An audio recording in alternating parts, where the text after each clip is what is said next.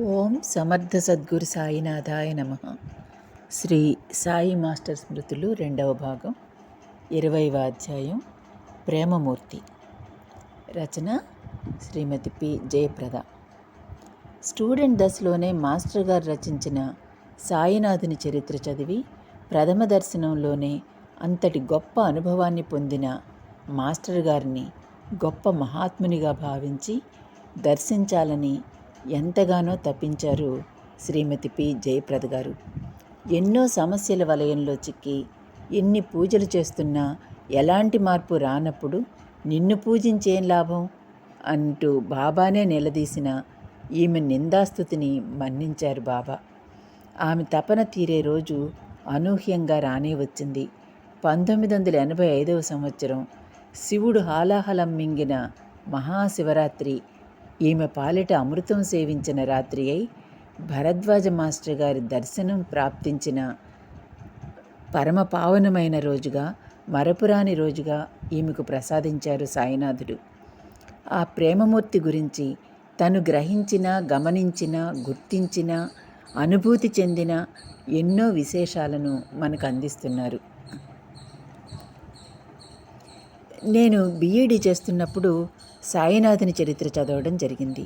అందులో ముందు మాటలో మాస్టర్ గారికి జరిగిన మొదటి అనుభవం గురించి చదివిన వెంటనే మొదటి దర్శనంలోనే అంతటి గొప్ప అనుభవాన్ని పొందిన ఈయన ఎవరో చాలా గొప్ప మహాత్మునిలా ఉన్నారు, వీరిని తప్పకుండా ఒకసారి దర్శించుకోవాలి అని అనుకున్నాను. అలా అనుకుంటూనే 5 నెలలు గడిచిపోయాయి. నా జీవితంలో చాలా కష్టదశ ప్రారంభమైంది. అప్పుడు బాబాని ఇంతకుముందు అలవాటు చొప్పున పూజలు చేస్తుండేవాళ్ళం, కానీ ఇప్పుడు మా కష్టాలు తొలగిస్తావని నిన్ను నమ్ముకొని పూజిస్తున్నాను, కానీ మా జీవితాల్లో ఎలాంటి మార్పు రాలేదు. ఎందుకు ఇన్ని సమస్యలు కలిగిస్తున్నావు? ఎన్ని పూజలు చేస్తున్నా ఎలాంటి మార్పు రానప్పుడు నిన్ను పూజించేం లాభం అని ఎంతో వేదనగా ప్రశ్నించాను. అనుకోకుండా 1985వ సంవత్సరం మహాశివరాత్రి పుణ్యదినాన ఒంగోలు వెళ్ళాను. ఆ రోజున మెన్సెస్లో ఉన్నాను. మాస్టర్ గారిని చూడాలని ఒకటే తపన, తలుచుకుంటే దుఃఖం వచ్చేస్తోంది. కారణం తెలియదు, కానీ అనుమానం వెళ్ళొచ్చో వెళ్ళకూడదోనని. ఇంతలో మాస్టర్ గారి దగ్గరకు తెలిసిన ఆయన వెళ్తుంటే వారితో నా గురించి, నా పరిస్థితి గురించి చెప్పాను. ఆయన గనుక అంగీకరిస్తేనే ఆయన దర్శనానికి వస్తాను, లేకపోతే గుంటూరు వెళ్ళిపోతాను అని చెప్పమన్నాను. వారు సరేనని మాస్టర్ గారి దగ్గరికి వెళ్ళి నా గురించి చెప్పి, మిమ్మల్ని చూడాలని ఎంతగానో పరితపిస్తోంది ఆ అమ్మాయి అని చెప్తే, దాందే ఉంది, రమ్మనండి అని అన్నట్ట. అలా వారి పర్మిషన్తో వెళ్ళాను. గుమ్మానికి ఎదురుగుండా కూర్చొని ఉన్నారు. వారిని చూడగానే అప్పటిదాకా నేను ఎందుకు బాధపడ్డానో నాకు తెలియదు. నా బాధంతా ఏమైపోయిందో ఏమో. నేను దూరంగా ఉన్నాను. ఆయన్ని అంటుకోకూడదన్న సంగతి కూడా గుర్తురాలేదు. వెళ్ళి ఆయన కాళ్ళ మీద పడిపోయి ఏడ్చేశాను. ఇంకేం పర్లేదమ్మా, బాబా ఉన్నారు, ఆయన నమ్ముకో, చరిత్ర పారాయణ చెయ్యి అన్నారు. నాకున్న సమస్య చెప్తే వారికి తెలిసిన ఆయనకు లెటర్ రాసిచ్చారు. నాకు అక్కడి నుంచి వెళ్ళాలనిపించలేదు. కానీ నాకు తోడొచ్చిన ఆయన, రామ్మాయికి వెళదాం, మాస్టర్ గారు రెస్ట్ తీసుకుంటారు అని అంటే తప్పనిసరిగా లేచి ఇంటికి వెళ్ళిపోయాను.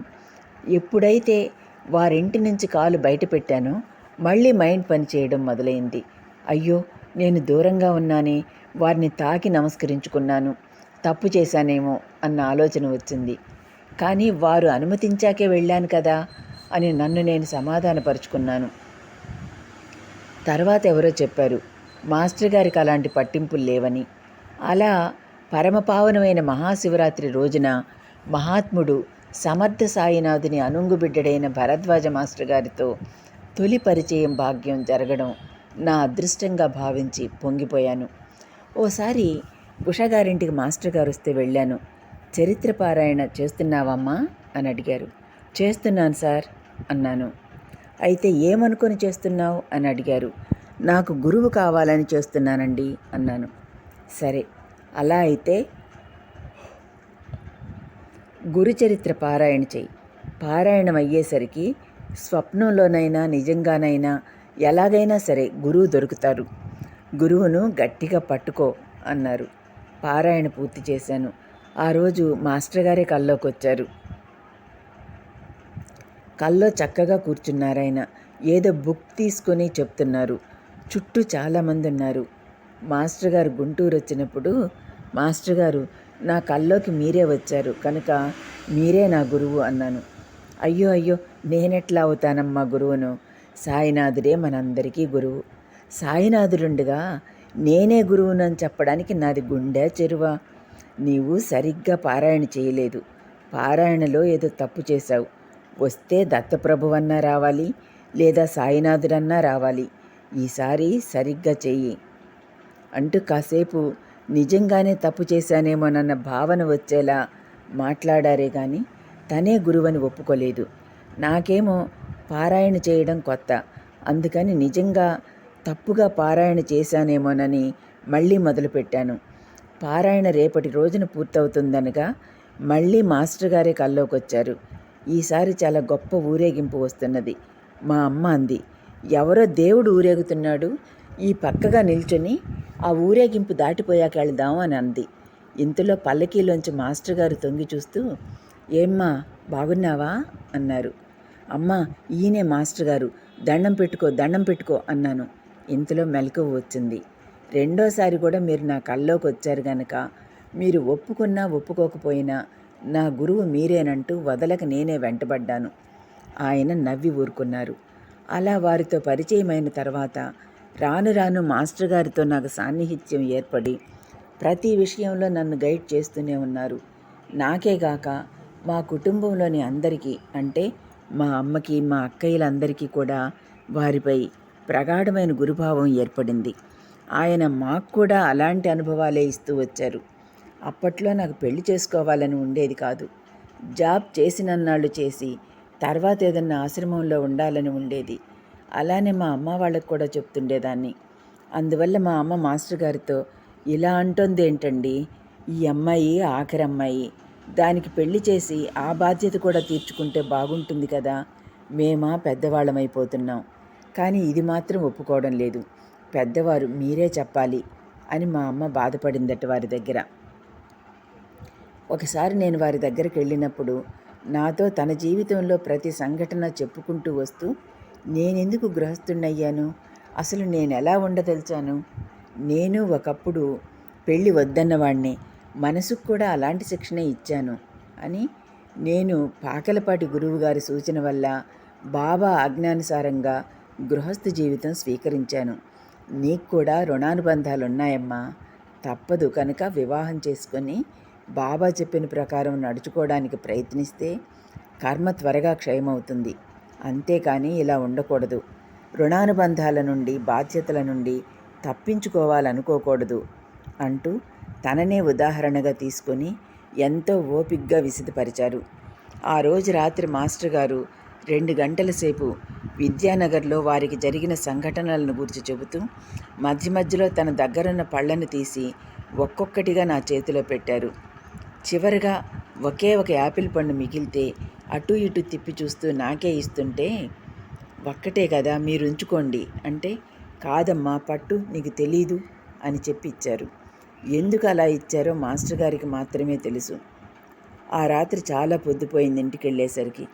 ఆ మర్నాడు ఉదయమే నేను మా అక్క మళ్ళీ విఠల్ గారింటికి వెళ్ళాం. మాస్టర్ గారు ఒక్కరే.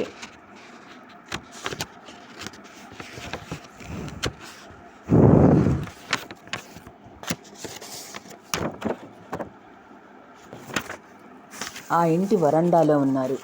మేమిరువురం వారికి నమస్కరించుకొని కూర్చున్నాం. మాస్టర్ గారు సిగరెట్ తాగుతూ నాకేసి దీక్షగా చూసి, నీకు ఏమాత్రం ఇష్టం లేని జీవితంలోకి ప్రవేశించబోతున్నావు. భవిష్యత్తులో చాలా కష్టాలు వస్తాయి. అప్పుడు దీనిలో ఇరికించి వెళ్ళిపోయారని నువ్వు నన్ను తిట్టుకుంటావా అని అన్నారు. ఒక్కసారిగా అలా అడిగేసరికి నాకేం చెప్పాలో తెలియక తలదించుకున్నాను. వారు నా సమాధానం కోసం అలాగే చూస్తున్నారు. కొంచెం సేపు అయిన తర్వాత తేరుకుని వెంటనే నేను, అయ్యో మిమ్మల్ని తిట్టుకోనండి, నా కర్మకు మిమ్మల్ని ఎందుకు తిట్టుకుంటాను అని అన్నాను.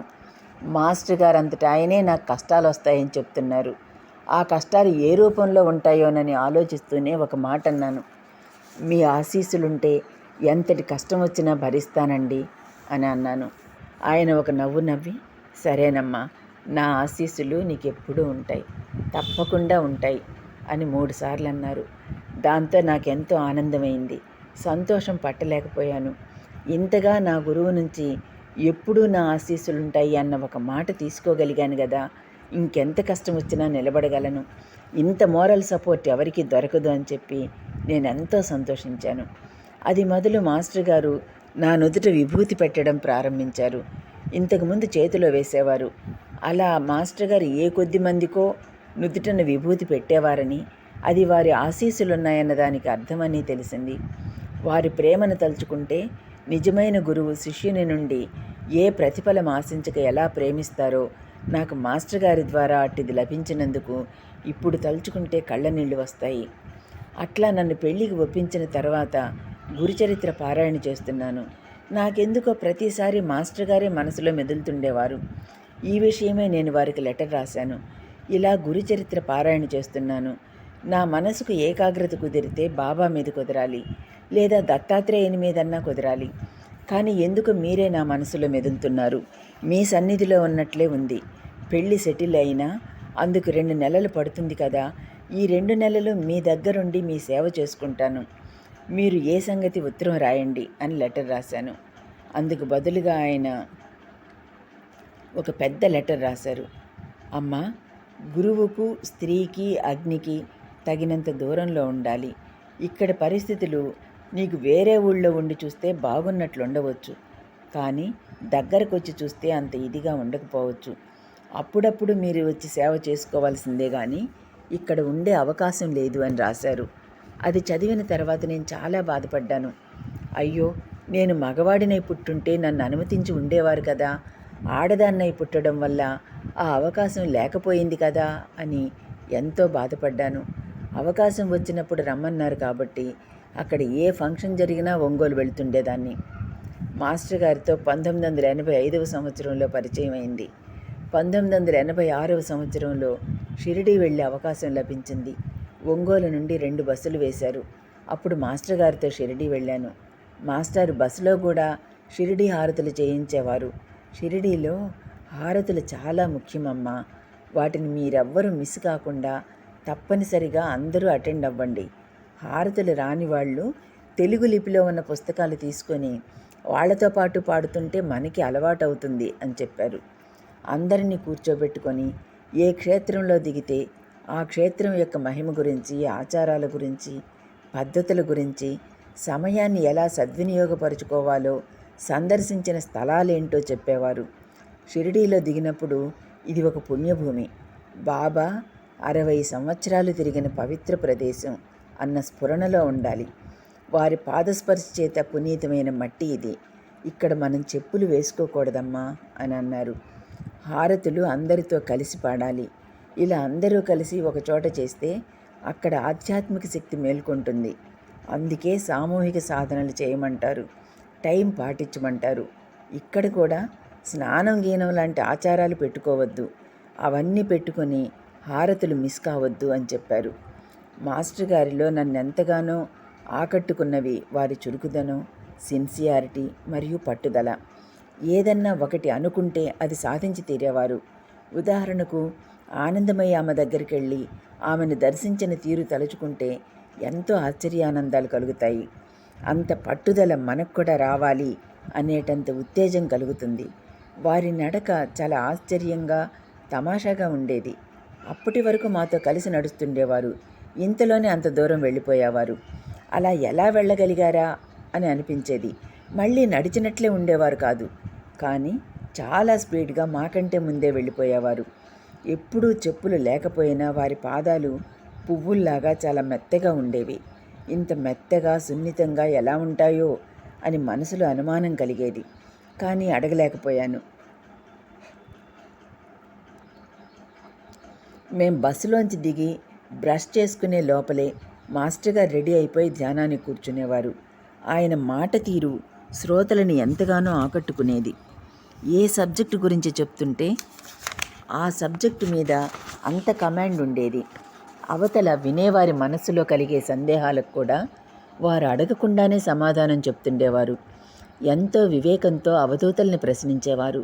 రామరెడ్డి తాతగారితో ఒకసారి అన్నారు, మేమెళ్లే దారి సరైందేనా అని. అంటే తాతగారు అబ్బా పోబ్బా అన్నారు. మహాత్ముల దగ్గర ఆయన చూపే చొరవ, ధైర్యం ఎంతో ఆశ్చర్యకరంగా ఉంటాయి. మాకు మాస్టర్ గారితో పరిచయం కాకముందు అవధూత సాంప్రదాయం గురించి అస్సలు తెలియదు. మొట్టమొదటిసారి షిరిడీ వెళ్ళేటప్పుడు తాతగారిని దర్శింపజేశారు. ఆ తర్వాత మాయి అమ్మ అనసూయమాతను దర్శించుకున్నాం. ఈ అవధూతల ఆశీస్సులు మనకు తప్పనిసరిగా కావాలమ్మా అని చెప్పేవారు. తణుకులో సుధీంద్రబాబు గారు అనే మహాత్ములున్నారు. ఆయనను దర్శించమని చెప్పారు కానీ మాకు అదృష్టం కలగనే లేదు. అవధూతల దగ్గరికి వెళ్ళేటప్పుడు మనం ఎలా వెళ్ళాలో కూడా చెప్పారు. నిజమైన అవధూత లేక పిచ్చివాడా అని తెలుసుకోవాలంటే ఎలా సార్? ఎందుకంటే ఇద్దరు ఒకేలా ఉంటారు కదండి అని అడిగాను. ఏముందమ్మా, కూర్చుని 108 సార్లు బాబా నామం ఉచ్చరిస్తుండు. ఈ లోపల అటువైపు నుండి రెస్పాన్స్ వస్తే ఆయన నిజమైన అవధూత, లేకపోతే కాదు, అదే పరీక్ష అన్నారు. ఈ విధంగా ప్రతి విషయంలో మాకు ఆయన చేసిన బోధకి, ఆయన చూపిన బాటకి ఒక్కోసారి అనిపిస్తుంది నా చర్మం ఒలిచి చెప్పులు కుట్టించినా ఆయన రుణం నేను తీర్చుకోలేనని.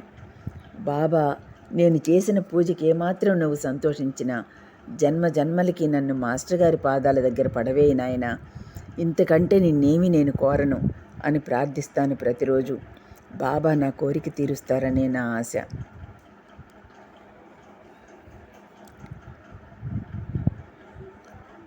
అమ్మా, భక్తి లేనివాడే నీకు భర్త అవుతాడు.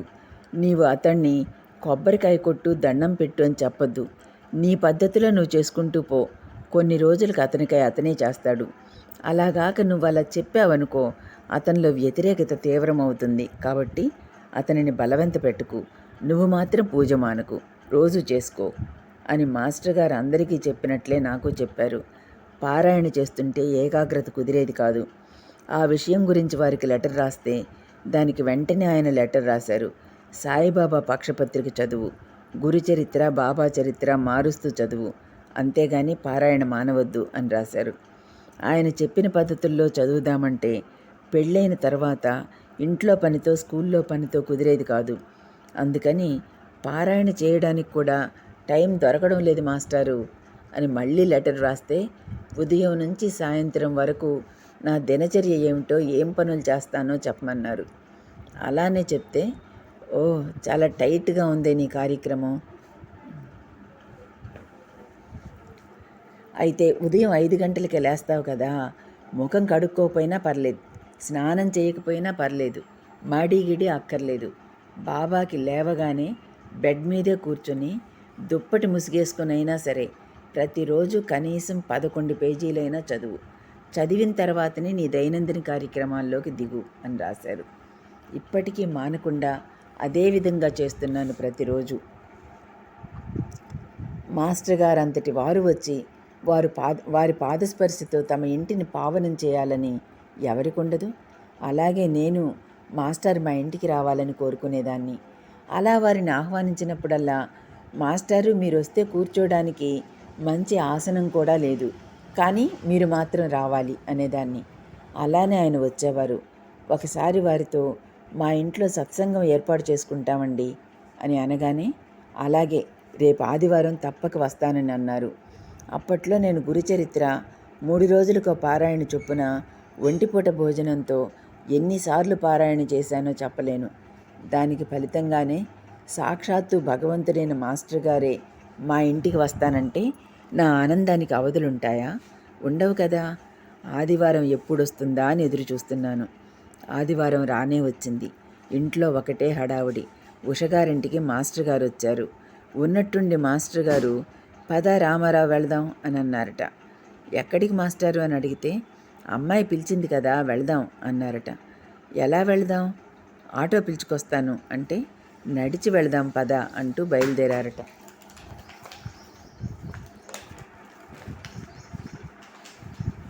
ఈ విషయం రామారావు నాకు చెప్పినప్పుడు మాస్టర్ గారి యొక్క ప్రేమకు కళ్ళనీళ్ళొచ్చాయి.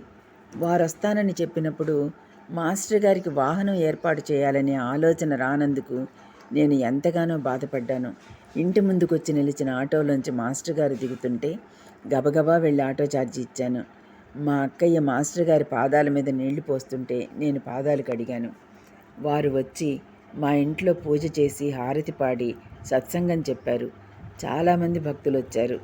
మాస్టర్ గారు భోజనం చేయండి అని అంటే విఠలరావు గారు రాత్రి నుండి మాస్టర్ గారికి జ్వరం, ఇప్పుడేమీ తినరు అని అన్నారు. అప్పటిదాకా నాకు వారికి జ్వరం అన్న సంగతి తెలీదు. చాలా బాధ కలిగింది. వారికి కనీసం దక్షిణ కూడా సమర్పించుకునే స్థితిలో లేను. వారు సర్వజ్ఞులు కదా, వారికి నా బాధ తెలియకపోతే కదా. వారు నాతో నువ్వు ఏమేం చేశావో అవన్నీ వడ్డించమ్మా అన్నారు. అంత జ్వరంలోనూ వారు భోజనం చేస్తారంటే నా మీద ఉన్న ప్రేమకు పొంగిపోయాను. వారు ప్రేమ స్వరూపులు. మా దగ్గర ఏమీ ఆశించకుండా మాకు ప్రేమను పంచారు. ఏ చిన్న సమస్య వచ్చినా ఆయన దగ్గరకు పెద్ద సమస్యగా తీసుకెళ్తే అమ్మా నే పడే బాధలో ఇది ఎన్నో వంతు అని నవ్వేవారు. నేను విద్యానగర్లో ఎన్నో సమస్యలను ఎదుర్కొన్నాను. ఒక అర్ధరాత్రి కత్తి తీసుకొని నన్ను చంపాలని చాలామంది వచ్చారు. అది వీలవలేదు. లౌకికంగా వారిని దుష్ప్రచారాలు చేసినా నా లక్ష్యాన్ని మరవలేదు, నా మార్గాన్ని వేడలేదు. బాధలు పడుతూనే సాధన చేస్తుంటే త్వరగా కర్మరాహిత్యం జరుగుతుంది. అందుకనే నేను అన్ని విధాలా చెప్తున్నాను అనేవారు. అప్పటిదాకా సమస్యలు అనిపించేవి. ఆయన దగ్గర కూర్చున్న తర్వాత ఏంటి ఇది ఒక సమస్యనా అని అనిపించేది. మన ప్రశ్నలకు సమస్యలకు సమాధానాలు మనం అడగకుండానే వచ్చేవి. మనసు బాగా లేనప్పుడల్లా వారి దగ్గర కూర్చుంటే ఎంతో ఆనందంగా ఉంటుంది. వారి సన్నిధానం ఒక టానిక్లా పనిచేస్తుంది. ఏమీ అడగకుండానే ఏమీ చెప్పకుండానే ఎందుకు అంత ఆనందం అనుభవం అవుతుంది అన్నది చాలా ఆశ్చర్యకరంగా ఉంటుంది. అలా బాబా కంటే మాస్టర్ గారే నాకు ఎక్కువ. బాబా గారిని మనం ప్రత్యక్షంగా చూడలేదు, కానీ మాస్టర్ గారిని స్వయంగా చూసాం. ఆయన సన్నిధిలో ఆనందం అనుభవిస్తున్నాం. అందుకేనేమో నాకు బాబా కంటే మాస్టర్ గారే ఎక్కువ. ఆయన సమక్షంలో మనసుకి ఎలాంటి అలజడులు లేక ఎంతో ప్రశాంతత అనుభవమయ్యేది. ఎవరి దగ్గరైతే మనసు ఆలోచనలు లేకుండా చిత్తం ప్రశాంతమవుతుందో వారే మన గురువు అని రమణ మహర్షి చెప్పారు కదా. మాస్టర్ గారి దగ్గర కూర్చున్నప్పుడల్లా అదే అనుభూతి కలిగేది. ఒక్కోసారి అనిపించేది ఈయన అసలు రూపం తెలియపరచకుండా మరుగుపరుస్తున్నారు, ఈయన అసలు రూపం ఇది కాదేమో, దాచిపెడుతున్నారేమో అన్న భావన కలగ్గానే మాస్టర్ గారు నన్ను చూసి నవ్వేవారు. ఈయన గొప్ప మహాసముద్రం వంటి వారైతే నేను దానిలో ఒక నీటి బిందువునైనా అవ్వకూడదా అని అనిపించేది. అలా వారి సమక్షంలో ప్రశాంతమైన పవిత్రమైన భావనలు వస్తుండేవి. మాస్టర్ గారు ప్రేమమూర్తులు. వారితో పరిచయం ఉన్నవారు ఎవరైనా ఎవరు మటుకు వారు మాస్టర్ గారికి నేనంటే ఎంతో అభిమానం, నన్ను ప్రేమించినంతగా ఎవరిని ప్రేమించలేదు అనే భావం ప్రతి వారిలోనూ ఉంటుంది. ఎందుకంటే మాస్టారు తన దగ్గరకు వచ్చిన ప్రతి వారిలోనూ తన గురువైన బాబానే దర్శించి ఎంతో అభిమానంగా ప్రేమగా పలకరించేవారు. ఒకసారి గుంటూరులో సత్సంగం జరుగుతుంటే ఒకరు మాస్టర్ గారిని ఎవరూ ఊహించని విధంగా మీరు చనిపోయిన తర్వాత మిమ్మల్ని సమాధి చేస్తారా లేక దహనం చేస్తారా అంటూ ప్రశ్నిస్తే తోటి భక్తులు అలా అడగకూడదని నివారించబోతే అడగని తప్పే ఉంది అంటూ ఒక క్షణమాగి నేను నా భార్యాపిల్లలతో సమానంగా మిమ్మల్ని చూసుకున్నవాడినైతే సమాధి చేస్తారు, లేకపోతే దహనం చేస్తారు అని ముఖంలో ఎలాంటి భావం లేకుండా సమాధానమిచ్చారు. ఓసారి మేము చాలామంది మాట్లాడుకుంటున్నాం. అందులో ఒక అతను ఇందాక నుంచి చూస్తున్నాను, ఎందుకండి మాస్టర్ గారు అట్లా సిగరెట్లు తాగుతున్నారు, అవి ఆరోగ్యానికి హానికరం అని తెలుసు కదా, అందరికీ ఇన్ని మాటలు చెప్తున్నారు, ఈయన మాత్రం ఎలా కాలుస్తారో అర్థం కావడం లేదు అని అంటే అది మాస్టర్ గారు విని ఒక అవధూత ఇచ్చిన ప్రసాదం నాయన అంటే ఆయనిచ్చి ఎన్ని రోజులు అయింది కదా, మానేయవచ్చు కదా అని అన్నాడు. కాదయ్యా, ఆయన నాకు ఇప్పుడు కూడా ఇస్తున్నారు అంటే ఏమో మీరెందుకు చెప్తున్నారు అట్లాగా, అయితే ఇప్పుడు మానేయగలరా అన్నాడు. అప్పుడు మాస్టర్ గారు ఈ క్షణాన మానేయమంటే మానేయగలను, నేను అలా మనసును కంట్రోల్ చేసుకోగలను అని చెప్పారు. ఆ విధంగా సత్సంగాలలో కానీ దగ్గరకు వచ్చిన వారు కానీ ఎటువంటి ఇబ్బందికరమైన ప్రశ్నలు వేసినా ఎంతో సహనంగా ఓర్పుగా సమాధానాలు చెప్పేవారు. సత్సంగాల విషయం చెప్తూ చాలా సింపుల్గా ఉండాలి, ఎవరి దృష్టి మన మీద పడకూడదు, చాలా నిరాడంబరంగా, క్రమశిక్షణగా సత్సంగాల్ని జరుపుకోవాలి. నిజంగా మనం బాబా బిడ్డలం అయినప్పుడు చాలా అప్రమత్తంగా ఉండాలి. మనం ఏమాత్రం తప్పు చేసినా చూడు వీళ్ళు బాబా సేవ చేస్తామంటూ ఎలా ప్రవర్తిస్తున్నారు అని వేలెత్తి చూపిస్తారు. కాబట్టి మన ప్రవర్తన చాలా నిర్దిష్టంగా ఉండాలి అని అనేవారు. ఆయన ఎప్పుడు చెప్పేదొక్కటే, మనసులో రాగద్వేషాలు లేకుండా సాత్విక భావంతో పారాయణ చెయ్యి, అప్పుడు ఫలితం ఎక్కువగా ఉంటుంది. ఎప్పుడు పారాయణ చేసినా మనలోని అవలక్షణాలను తొలగించుకోవడానికి ప్రయత్నించాలి. అంతేగాని ఎన్నిసార్లు పారాయణ చేశాం అన్నది ముఖ్యం కాదు, మనలోని అవలక్షణాలు తొలగిపోతున్నాయా లేదా అన్నది ముఖ్యం అని అనేవారు.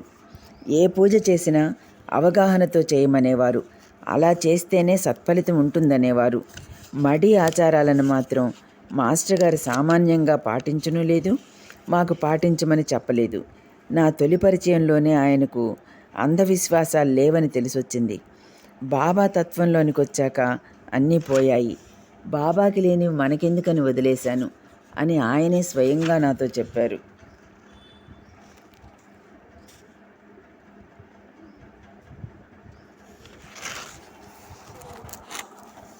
ఆధ్యాత్మిక గ్రంథాలు ప్రతి ఇంట్లో ఉండాలని చెప్తుండేవారు. పిల్లలకు మనం సంపదలు ఇచ్చేదానికంటే కూడా ఈ ఆధ్యాత్మిక గ్రంథాలను వాళ్ళకు అందచేసి వారి చేత చదివించి అలవాటు చేయడం ఎంతో ముఖ్యం, అవసరం అని చెప్పేవారు.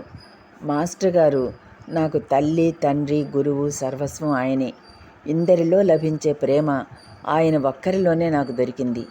గురువు చూపే నిర్హేతుక ప్రేమ ఎలాంటిదో నాకు అనుభవమైంది. ఒక విధంగా నాకు మరు జన్మనిచ్చింది మాస్టర్ గారి పరిచయం. ఆయన పరిచయం లేకుంటే ఈ పాటికి నేను ఆత్మహత్య చేసుకునేదాన్ని. ఏ సమస్యలు వచ్చినా వెళ్ళి వారిని అడిగితే ఎంతో ఓర్పుగా, ఎంతో అనునయంగా పరిష్కారాలు చెప్తుండడమే కాదు, ప్రత్యక్షంగా వారి దగ్గరకు వెళ్ళలేని పరిస్థితుల్లో లెటర్స్ రాస్తే వారెంతో బిజీగా ఉన్నా వెంటనే రిప్లై ఇచ్చేవారు మహానుభావులు. ఎన్నో సమస్యలతో కొట్టుమిట్టాడుతున్న నాకు ఎంతో ఓదార్పును, సంతోషాన్ని కలిగించేవి ఆ ఉత్తరాలు. నా అదృష్టం కొద్దీ వారు వ్రాసిన లెటర్స్ని కొన్నింటిని ఇక్కడ పొందుపరచడం నా కనీస ధర్మం. ఎందుకంటే వారెంత ప్రేమ స్వరూపులో అన్న సత్యాన్ని మీ ముందుంచడం నాకెంతో సంతోషదాయకం. ఒకరోజు నాకు ఒక స్వప్నం వచ్చింది. దానిలో ఒక ప్రవాహంలో నేను కొట్టుకొని పోతున్నాను. నాకు తెలియకుండానే బాబా బాబా అని కేకలు వేస్తుంటే బాబాగారు అవతల ఒడ్డున కనిపించారు. నేను ఆ ప్రవాహంలో ఎలాగో కొట్టుకొని వెళ్ళి బాబా పాదాల చెంత చేరాను.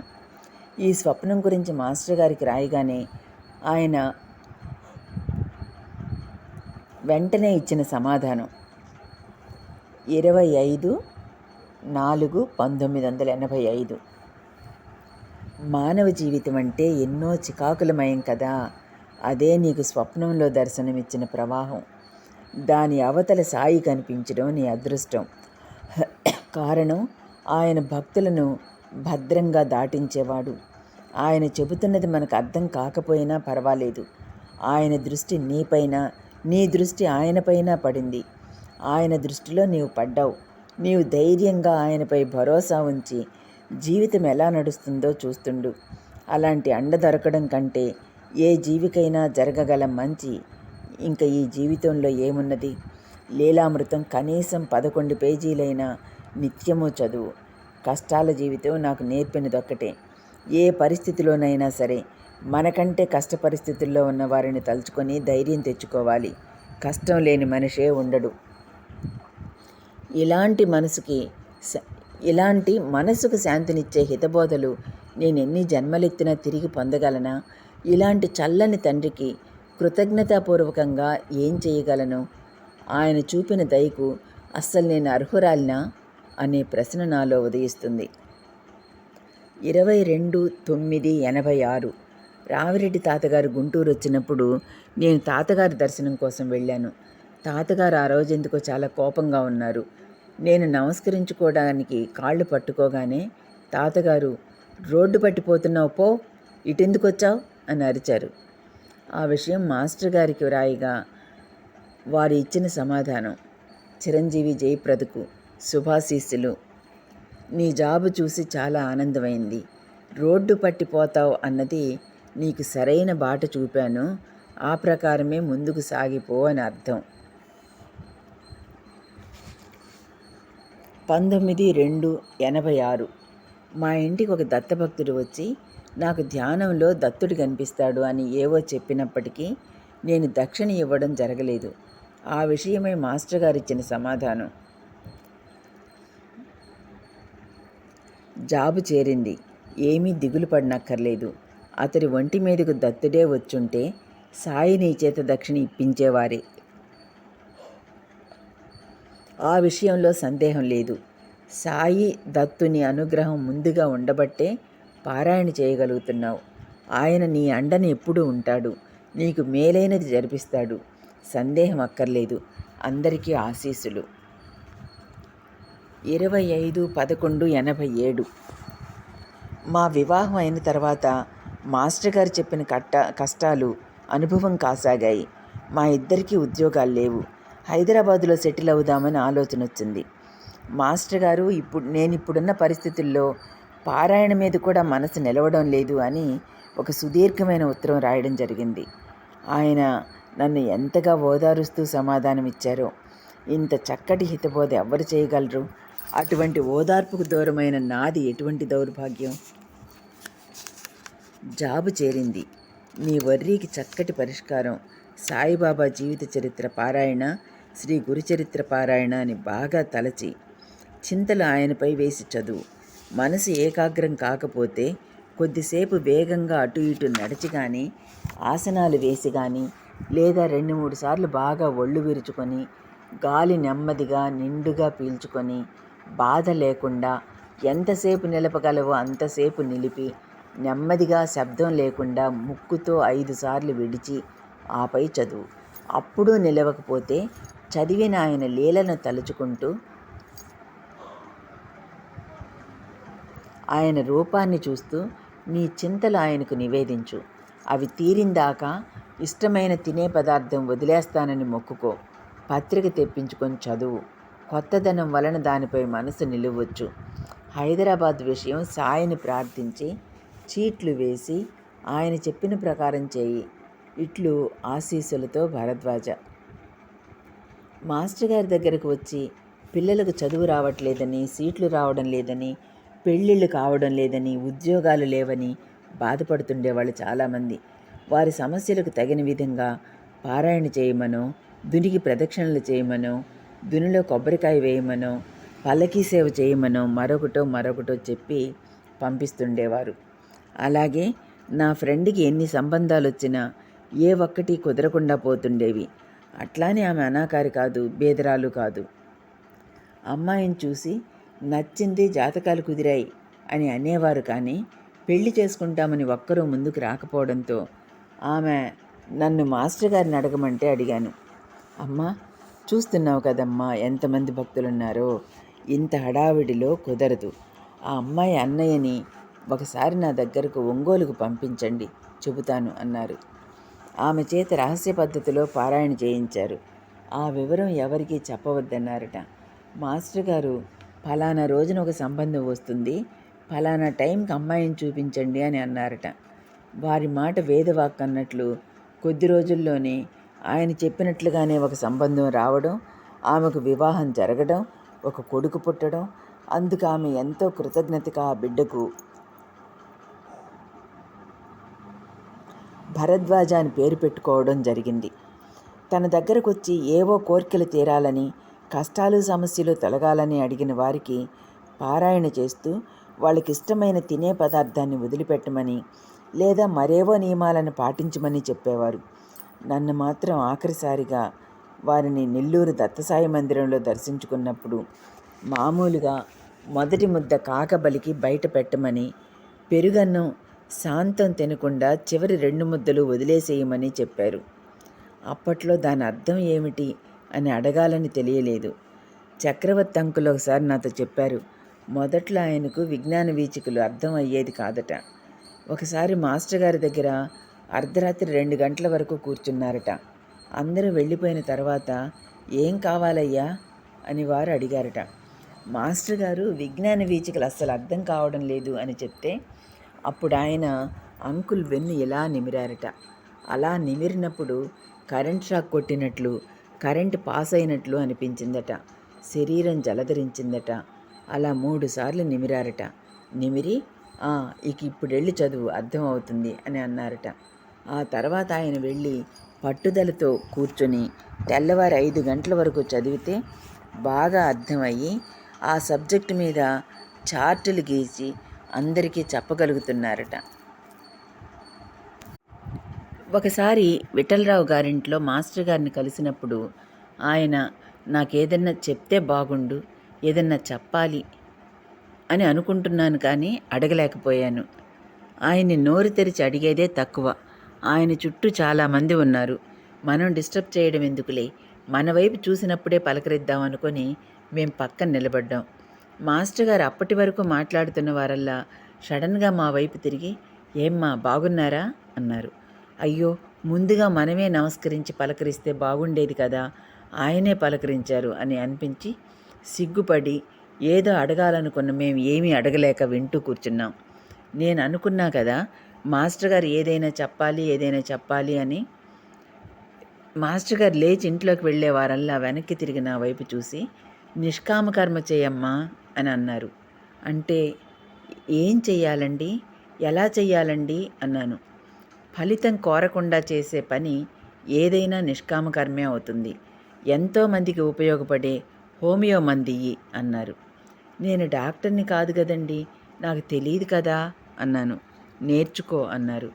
హోమియో నేర్చుకునేందుకై ఒకరి దగ్గరికి 2 నెలలు వెళ్ళి తర్వాత ఇంట్లో కుదరక మానేశాను. నేను బీఈడీ పాస్ అయినప్పుడే చెప్పారు, నువ్వు స్కూలు పెట్టమ్మా అని. అంటే అక్కయ్య వాళ్ళు ఒప్పుకోలేదు. ఎంతో పెట్టుబడి పెట్టాలి, పెళ్ళి కాలేదు. పెళ్ళైతే ఎక్కడికి వెళ్లాల్సి వస్తుందో ఏమో, వేరే ఊరైతే ఎలాగా అని. అప్పుడు ఆయన అన్నారు, అక్కర్లేదమ్మా, పెద్దగా పెట్టుబడి కూడా పెట్టక్కర్లేదు. ఒక్క 5,000 పెడితే చాలు, తర్వాత డెవలప్ చేసుకోవచ్చు, నేను గైడ్ చేస్తాను అని అన్నారు. కానీ నేను కూడా అంత ఇష్టపడలేదు. ఎందుకంటే గవర్నమెంట్ జాబ్ అయితే టైంకి వెళ్ళి టైంకి రావచ్చు, మిగతా టైం బాబా సేవకు వినియోగించవచ్చు. అదే సొంతంగా స్కూల్ కనుక పెడితే పూర్తిగా దానికే అంకితమైపోవాలి కదా అని. కానీ చివరకు మాస్టర్ గారి మాటే నిజమైంది. నేను స్వంతంగా స్కూల్ ప్రారంభించాను. ఇప్పుడు అదే అనుకుంటాను, మాస్టర్ గారు ఎందుకు చెప్పారో ఏమోనని వారి మీదే భారం వేసి ఆయన చెప్పినట్లు స్కూల్ పెట్టినట్లయితే ఆయన గైడెన్సు లభించేది, ఆయన చెయ్యమన్న పని చేసిన తృప్తి మిగిలేది. అది పోగొట్టుకున్నాను కదా అని ఇప్పుడు బాధపడుతున్నాను. స్కూల్ పిల్లలకు దేశ నాయకుల చరిత్రలు చెప్పమనేవారు, దేశభక్తి గీతాలు నేర్పించమనేవారు. దానివల్ల వాళ్లలో దేశభక్తిని, నైతికతను పెంచవచ్చునని, పిల్లలు వారిని ఆదర్శంగా తీసుకొని వారి అడుగుజాడల్లో నడవడానికి ప్రయత్నిస్తారని చెప్పేవారు. ఆడపిల్లలకు ముఖ్యంగా నృత్యం నేర్పిస్తే మంచిదనేవారు. అందువల్ల మన శరీరంలోని అన్ని నాడులతో భగవంతుణ్ణి ప్రార్థించే అవకాశం ఉంటుంది. నృత్య కళ మనిషికి ఏకాగ్రత కుదరడానికి కూడా తోడ్పడుతుంది. ఎలాగంటే పాటకి తాళానికి అనుగుణంగా అడుగులు వేయాలంటే ఎంతో ఏకాగ్రత ఉండాలి. ఆ విధంగా ఏకాగ్రత, తెలివితేటలు పెరగడానికి ఈ నృత్యం దోహదపడుతుందని చెప్పేవారు. పిల్లల్ని పెంచడంలో ఎంత శ్రద్ధ వహించాలో చెప్పేవారు. చిన్నప్పటి నుంచి ఆధ్యాత్మికతను వారికి అర్థమయ్యే రీతిలో బోధిస్తే వారికి చెడ్డ పనులు చేయాలని ఉన్నా చేయలేరు. వారికి చదవడం వచ్చినప్పటి నుంచి బాబా చరిత్రనిచ్చి చదివించాలి, అప్పుడు తప్పు చేయమన్నా చేయరు అని అనేవారు. నేను ఒకసారి గొలగమూడి వెళ్ళి అక్కడ వెంకయ్య స్వామి చరిత్ర కొనుక్కున్నాను. అందరూ మాస్టర్ గారికి ఇచ్చి ఆశీస్సులు వ్రాయించుకుంటున్నారు. ఆహా, ఇది చాలా బాగుందని అనిపించి నేను కూడా మాస్టర్ గారికి స్వామి చరిత్ర ఇచ్చాను. అప్పుడు మాస్టర్ గారు నా వైపు చూసి సంతకం చేస్తూ, ఏంటమ్మా ఇదెందుకు రాయిస్తున్నావు అని అన్నారు.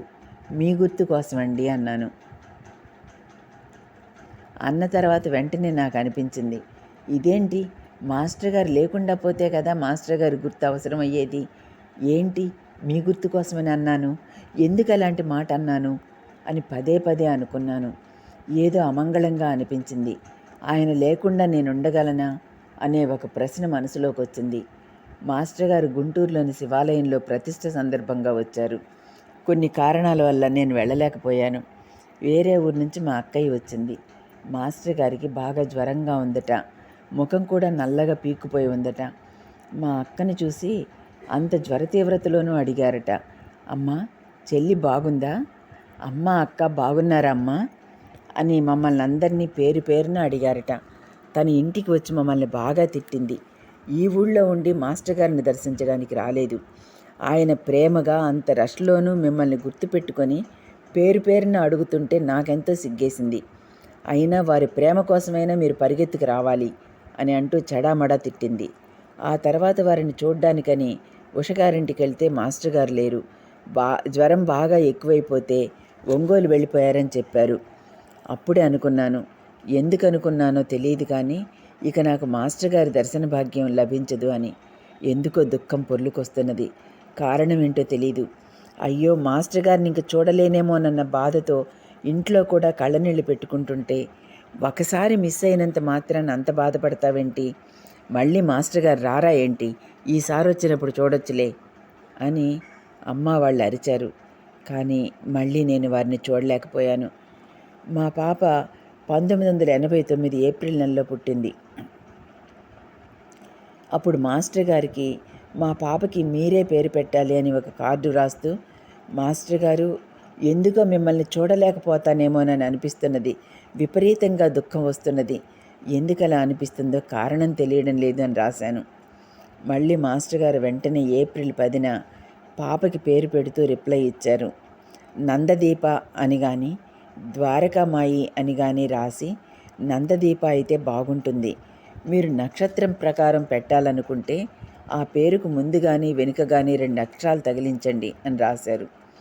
నేను మాత్రం మాస్టర్ గారు చెప్పిన దానికి ఏ మార్పులు చేర్పులు లేకుండా నందదీప అనే పెట్టుకుందాం అనుకున్నా.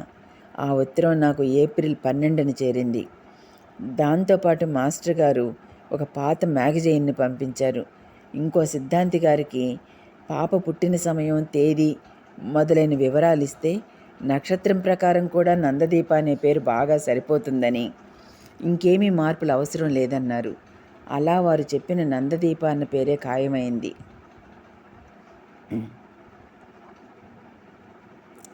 ఆ సిద్ధాంతే మాస్టర్ గారు అని మీరు చెప్తున్నారే, ఆయన సమాధి అయినట్లు ఇందాక వార్తల్లో చెప్పారు అని అనంగానే మా అక్క ఆయనతో భరద్వాజ్ అంటే ఇంకెవరోలే అని పోట్లాడి ఇంటికి వచ్చి అంది. ఏంటిపాడు ఆయన అట్లా అన్నాడు, ఈరోజే కదా మనకి లెటరు మ్యాగజైన్ వచ్చింది అని బాధపడింది. భోజనాలు అయిన తర్వాత పడుకున్నాం. ఆ రాత్రి బాబా మందిరం దగ్గర నుంచి ఒకరు వచ్చి, అమ్మ మాస్టర్ గారు ఈరోజు సమాధి అయ్యారంటూ గుడి దగ్గర గగ్గోలుగా చెప్పుకుంటున్నారు అని చెప్పారు. అది విని మేమంతా నిశ్చేష్టులమయ్యాం. అమ్మ ఎంతో బాధపడింది.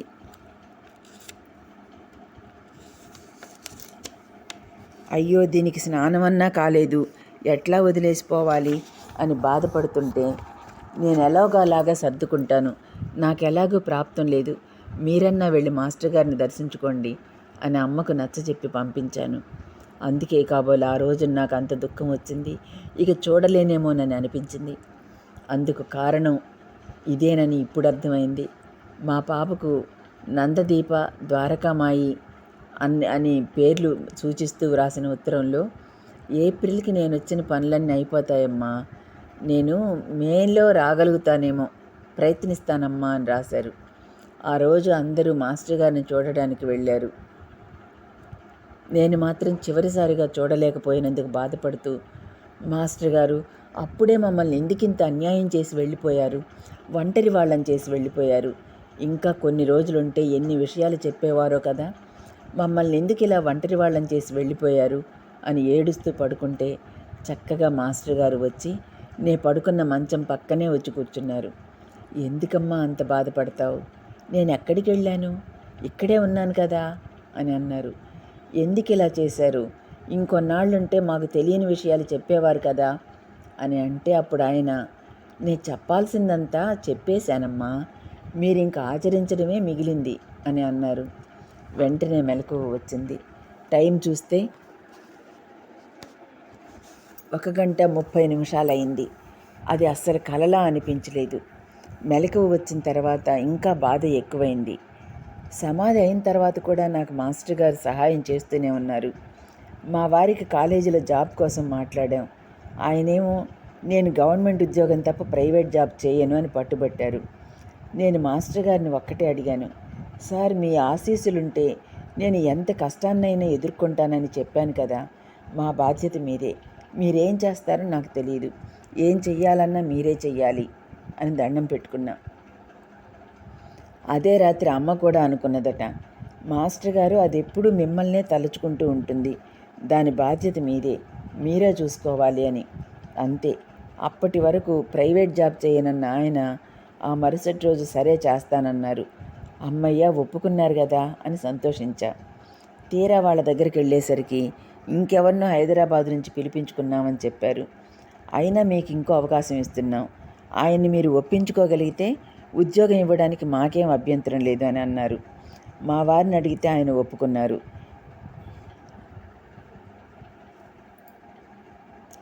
ఇది కేవలం మాస్టర్ గారి ప్రేరణే.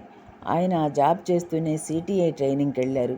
మళ్ళీ బిజినెస్ పెడతానంటే మాస్టర్ గారి పేరు మీద అయితేనే ఒప్పుకుంటానన్నాను. అలానే భరద్వాజ ఇంజనీరింగ్ వర్క్స్ అని పెట్టుకున్నాం. పర్వాలేదు, బాగానే ఉన్నాం. ఏ కష్టం వచ్చినా బాబాని అడగం, ముందుగా అడిగేది మాస్టర్ గారినే. ఇప్పుడు అలా మాస్టర్ గారి పటం వంక చూస్తూ ఆలోచిస్తుంటే ఆయన మాకు ఏదో బోధ చేస్తున్నట్లుంటుంది. ఇంట్లో నేను, మా అమ్మగారు, మా అక్కలు కూర్చొని ఫలానాప్పుడు మాస్టర్ గారు అది చెప్పారు కదా, ఇది చెప్పారు కదా అని చెప్పుకోవడమో, నెమరు వేసుకోవడమో, లేక చర్చించుకోవడమో చేస్తే చాలా తమాషాగా ఆ తర్వాత వచ్చిన సాయిబాబా పత్రికలో గమ్మత్తుగా అవే విషయాలుంటాయి. మాకు చాలా ఆశ్చర్యం వేస్తుంది. ఒకసారి వారి దగ్గరికి వెళ్ళి కూర్చున్నప్పుడు, అమ్మ నందదీపం బుక్ వచ్చింది, చదివావా అని అడిగారు. చదవలేదండి అని అంటే, అయితే పంపిస్తాను, తప్పకుండా చదువు అని అన్నారు. కానీ ఆయన చెప్పిన తర్వాత కూడా సశరీరంగా కొంతకాలం ఉన్నారు. ఎందుకు చదవమన్నారో అర్థం కాలేదు. కానీ నా గొడవల్లో పడిపోయి వారు సమాధి అయిందాకా చదవడం వీలు పడలేదు. కానీ ఆయన సమాధి అయిన రోజున చదివాను. అది చదివాకనే మాస్టర్ గారంటే ఏంటో అర్థమైంది. అందుకే ఈయన దగ్గర అంత ఆనందంగా ఉంటుంది కాబోలు. ఇది సాక్షాత్తు దత్తాంశ. అందుకే ఇంతమంది మహాత్ముల చేత శ్లాఘించబడ్డారు, మహాత్ములు ముద్దుబిడ్డడైనారు. అలాగే కొన్ని విషయాలు మనకు మరుగున పడేలా మాస్టర్ గారు చేశారు. అలా ఎందుకు చేస్తారో మనకు అర్థం కాదు. మాస్టర్ గారు ఉన్నప్పుడే పాకలపాటి గురువుగారి చరిత్ర చదివాను. అప్పుడేమీ అనిపించలేదు. కానీ దానిలో పాకలపాటి గురువుగారు భరద్వాజ శంకుచక్రాలతో నాకు దర్శనమిచ్చారు స్వప్నంలో అని అంటారు. వారే ఇంకో చోట అంటారు, నేను నిద్రని జయించాను, కొన్ని సంవత్సరాలుగా నాకు నిద్రే లేదు అంటారు. నిద్ర లేని ఆయనకు స్వప్నం ఎలా వచ్చింది? ఆయన స్పష్టంగా చెప్తారు. ముఖం మాత్రం స్పష్టంగా భరద్వాజదే, శంకుచక్రాలున్నాయి అని. కానీ మాస్టర్ గారు మాత్రం ఆ విషయాన్ని మరుగుపరుస్తూ ఆయనకు అలాంటి దర్శనం ఇచ్చే సామర్థ్యం నాకు లేదు అని అంటారు. ఎందుకంటే అది వివాదానికి దారితీస్తుందని అలా వ్రాసి ఉండొచ్చు మాస్టర్ గారు. కానీ తర్వాత, అంటే మాస్టర్ గారు సమాధి అయిన తర్వాత, నందదీపం చదివిన తర్వాత నిజంగానే విష్ణుమూర్తిలా దర్శనం ఇచ్చే ఉంటారు. ఆయన సర్వసమర్థులు అని నాకు అనిపించింది. ఇదే మాస్టర్ గారి నిజమైన రూపం. ఇంతకుముందు అనుకునేదాన్ని ఈయన అసలు రూపం ఇది కాదు అని. ఆయన అసలు రూపం ఏమిటో ఇప్పుడు అర్థమైంది. బహుశా ఇది నాకు తెలియపరచడానికే నన్ను నందదీపం చదవమన్నారని అనిపిస్తుంది. అంతటి మహోన్నత వ్యక్తిని మనం గుర్తించలేకపోయాం. వజ్రం అంటే తెలియని మూర్ఖునికి నిజమైన జాతి వజ్రం దొరికితే గాజుపూసగా భ్రమించి ఎలా జార విడుచుకుంటారో అలా సద్గురువు మహాత్ముల బిడ్డడైన మన మాస్టర్ గారి నుండి ఏమీ పొందకనే వారిని పోగొట్టుకున్న మన దౌర్భాగ్యం ఎంతటిదో కదా. ఒకసారి మాస్టర్ గారు పుట్టినరోజుకు నేను మా అక్క వద్దామనుకుని కూడా రాలేకపోయాం. అందుకెంతో బాధపడ్డాం. మాస్టర్ గారు ఎందుకు ఇలా జరుగుతోంది, మీ అనుజ్ఞ లేదా, ఎందుకు రాలేకపోతున్నాం అని 10-15 రోజులు బాధపడ్డాను. ఒకరోజు మాస్టర్ గారు స్వప్నంలో మా ఇంటికి వచ్చి కూర్చున్నారు. నేనేమో మా చుట్టుపక్కల వారందరినీ పిలుచుకొస్తున్నా. మాస్టర్ గారు మా ఇంటికి వచ్చారు, మీరంతా వచ్చి దర్శనం చేసుకోండి అని. వారిలో కొందరేమో ఎవరమ్మా ఆయన అని అడుగుతున్నారు. అయ్యో ఆయన ఎవరో తెలీదా, మా సత్సంగంలో పటం పెట్టి పూజిస్తామే, భరద్వాజ మాస్టర్ గారని చెప్తామే ఆయన అని చెప్తూ అందరినీ పిలుచుకొచ్చేదాకా వారు మా ఇంట్లోనే కూర్చున్నారు. నన్ను చూసి నవ్వుతూ, ఎందుకమ్మా అంత కష్టపడతావు? ఎక్కే గడప దిగే గడప, పేపర్లో వేయించు, సంవత్సరానికి 2 సార్లు వస్తాను కదా అంటూ ఏవేవో చెప్తున్నారు. ఇంతలో మెలకువ వచ్చింది. ఇంకో స్వప్నంలో మేము తీర్థయాత్రకు వెళ్ళాం. అక్కడ 4-5 ఆడవాళ్ళు వచ్చి, మీ దగ్గర బాబా పుస్తకాలు ఏమన్నా ఉంటే ఇవ్వండి, మేము చదువుకుంటాం అన్నారు.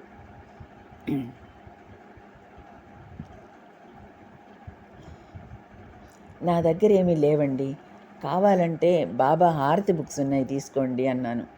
వాళ్ళు, బాబా హారతులు మాకు రావమ్మా అన్నారు. సరే నేను నేర్పిస్తాను అని ఒక కాలువ దగ్గర కూర్చుని చెప్తున్నాను. మాకు కొద్ది దూరంలో మట్టి లేస్తోంది. ఏంటా మట్టి అలా పైకి లేస్తోంది అని చూస్తుంటే మాస్టర్ గారు నడుం వరకు పైకి లేచి కనిపించారు. మా గురువుగారు వచ్చారంటూ నేను వారి దగ్గరికి వెళ్ళాను. అప్పుడు మాస్టర్ గారు, అమ్మా, సమయం వచ్చినప్పుడు నీకో విషయం చెప్తానన్నాను. ఇప్పుడు సమయం వచ్చింది, చెప్తాను రా అన్నారు. ఏంటి సార్ అని కొంచెం దగ్గరకు జరిగి కూర్చున్నాను. అప్పుడు మాస్టర్ గారు, ఒక ఆవిడ ఉంది, ఆవిడ బాగా డబ్బులు సంపాదించింది. ఆ ధనమంతా 4 గోడల మధ్య అంటే ఒక గదిలో పెట్టి ఒక చిన్న కర్ర తీసుకొని కాపలా కాస్తుంది. మాస్టర్ గారు జాగ్రత్తగా వినమన్నారు. ఎక్కడ మర్చిపోతానేమోనన్న ఆతృతతో, ఏంటి సార్ మళ్ళీ చెప్పండి అన్నాను. మళ్ళీ మొదలుపెట్టి చెప్పారు. ఇంతలో మెలకువ వచ్చింది. అప్పుడు అనిపించింది, అలా మధ్యలో అడ్డుకొని ఉండకపోతే ఏం చెప్పేవారో ఏమో. నాకేమీ అర్థం కాల. ఈ కలకర్థం ఆయనే చెప్పాలి.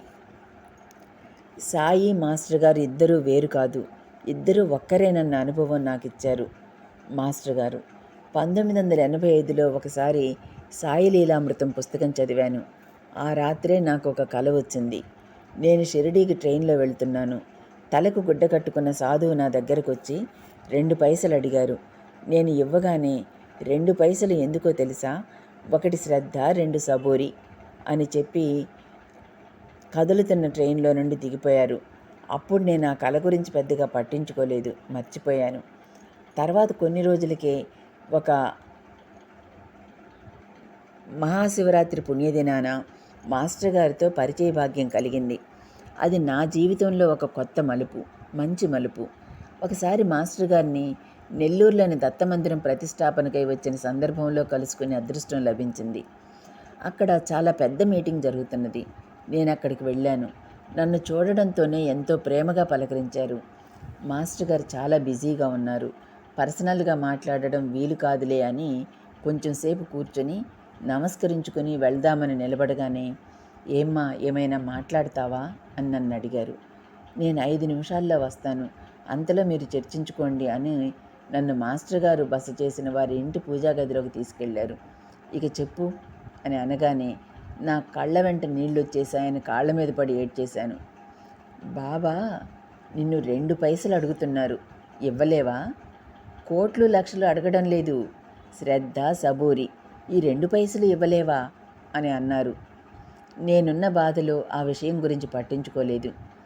ఎప్పుడో 3-4 సంవత్సరాల కిందట బాబా నన్ను అడిగింది మాస్టర్ గారికి ఎలా తెలిసిందో మరి. ఆ కల గుర్తు వచ్చి మాస్టర్ గారు అడిగింది గుర్తుకు రాగానే నాకు మాస్టారు సాయినాథుడు వేరు కాదు, వారిద్దరూ ఒక్కరే అని మాస్టర్ గారు నాకు తెలియజెప్పారు.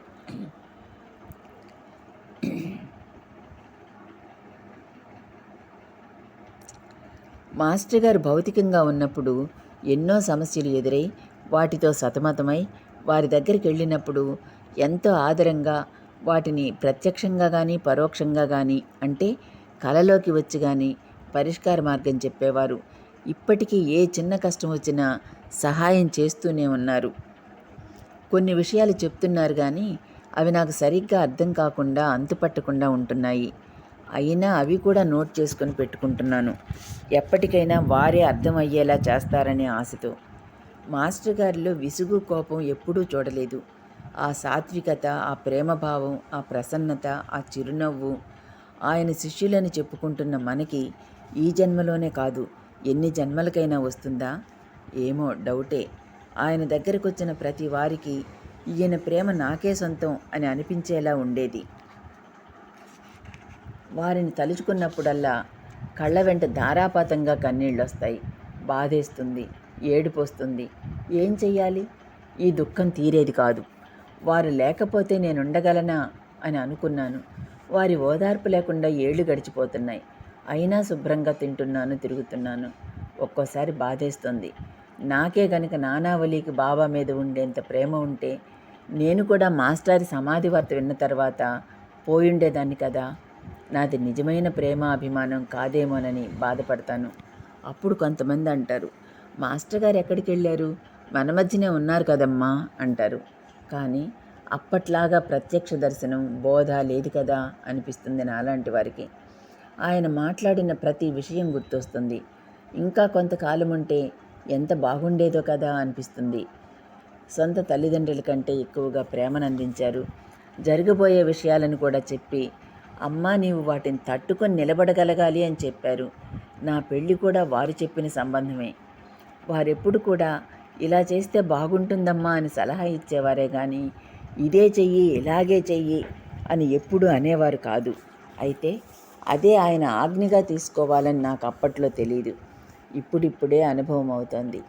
వారిప్పుడు భౌతికంగా దూరం అయినప్పటికీ నేనెప్పుడైనా బాధపడుతూ పడుకునుంటే స్వప్నంలో కనిపించి ఆ సందర్భానికి తగినట్టు నాకు ఓదార్పునిస్తారు. ఆయన స్వప్న దర్శనం ఇచ్చినప్పుడు అది స్వప్నంలా ఉండదు. సశరీరులుగా ఉన్నప్పుడు ఆయనని దర్శించుకున్నప్పుడు ఎంత ఆనందంగా ఉండేదో స్వప్న దర్శనంలో కూడా అంతే ఆనందంగా ఉంటుంది. ఇలా చెప్పుకుంటూ పోతే వారి సామీప్యంలో ఉన్న ప్రతి క్షణం నాకు ఒక అనుభవమే. మా ఇంట్లో ప్రతి ఒక్కరము ఆయనను గురువుగా భావించి పూజించేవాళ్ళం. ఇప్పటికీ ఎప్పటికీ పూజిస్తూనే ఉంటాం. ఈ కోరికలకు ఒక అంతమంటూ ఉండదు కదా. వారిని ఏదన్నా అడగాలన్నా భయమే. ఎందుకంటే ఆయన చెయ్యమని చెప్పిన పనులలో అజ్ఞానం వల్ల ఏ ఒక్కటి ఆచరించలేకపోయాను. ఆ తండ్రికి తెలియనిదేమున్నది? కానీ అడిగే అర్హత నాకు లేకుండా నేనే చేసుకున్నాను కనుక ఇంక ఆయన్నేమని అడగగలను? కేవలం వారి అనుగ్రహం వల్లనే నాకు ఈ జన్మలో వారి సాన్నిధ్యం లభించింది. మన కోరికలకు అంతమంటూ ఉండదు కదా. మమ్మల్ని వారు చూపిన సాధనా మార్గంలో చక్కగా నడిపించండి అని మాత్రం కోరుకుంటాను. జై సాయి మాస్టర్. 20వ అధ్యాయం సమాప్తం. ఓం సాయిరామ్.